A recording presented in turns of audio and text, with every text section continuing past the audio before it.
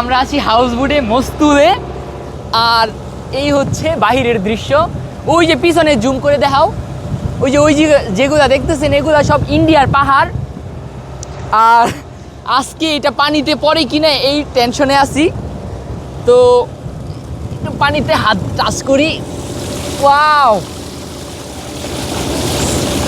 কি একটা অসম্ভব ভালো অনুভূতি, বলে বোঝানোর মতো নয়।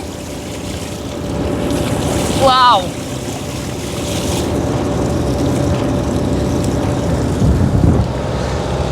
সবাই টাঙ্গুয়ার হাওর আসুন। খুবই সুন্দর জায়গা। আমি ঈদের আগে একবার আসছিলাম, এখন আবার আসলাম। ওই যে এই পাহাড়গুলো দেখুন,